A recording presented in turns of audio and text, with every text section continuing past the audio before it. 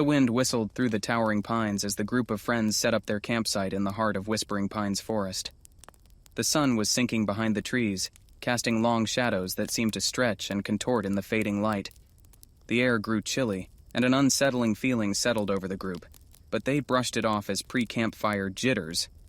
As the fire crackled and laughter filled the air, a distant howl echoed through the forest. Mark, the most adventurous of the bunch, laughed nervously. "Just some wolves, guys, nothing to worry about." Yet, even his brave demeanor couldn't dispel the unease that hung in the air. As the night deepened, stories turned to legends of the forest. They spoke of a hermit who had once lived in these woods, rumored to have dabbled in dark rituals. Local tales whispered of strange happenings and disappearances. The group shared nervous glances, but dismissed these stories as mere campfire fodder. In the midst of their conversation, a rustling in the bushes interrupted them. Everyone turned to see a figure emerge from the shadows. It was a disheveled man, clad in tattered clothes. "Help!" he croaked, collapsing at their feet. The group sprung into action, offering water and food to the stranger. He introduced himself as Elias, and claimed he had been lost in the woods for days. He spoke of strange voices that seemed to come from the trees themselves, and a sinister presence that stalked him relentlessly. Concerned, the group offered to take Elias to the nearest police station once morning came. They shared their own unsettling experiences from the night, and Elias listened intently. "You must leave this place before nightfall," he warned, his eyes wide with fear.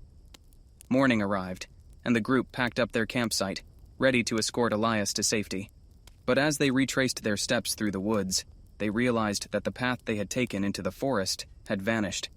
Panic set in as they realized they were lost. Hours turned into an agonizing day of wandering through the thick underbrush. Tensions ran high, and arguments broke out as fear and frustration gnawed at them. Night fell once again, and the chilling howl of wolves surrounded them. Elias seemed to know something, his face pale and haunted.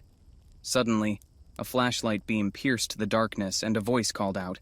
It was a police officer, guiding them to safety. Relief washed over the group as they followed the officer back to civilization. Elias, however, was nowhere to be found. Back at the police station, the group recounted their harrowing experience. The police were skeptical, but promised to investigate further. That night, as they slept soundly in their beds, a series of eerie whispers filled their dreams. Each one echoed the same phrase, "You took him from us." The investigation led the police back to the Whispering Pines Forest, where they discovered a hidden underground chamber. Inside, they found a gruesome scene, a shrine of bones with a single word carved into the wall, Elias. DNA tests confirmed that the bones belonged to him. As the horrifying truth unraveled, the group realized that Elias had been the hermit from the local tales, trapped in a curse that had bound him to the forest. The whispers that haunted their dreams were his anguished pleas for release. The revelation left the group shaken, forever haunted by the memory of their camping trip and the twisted fate that had befallen Elias. The forest's chilling whispers continued to echo in their minds, a constant reminder of the horrors that lurked in the shadows of Whispering Pines.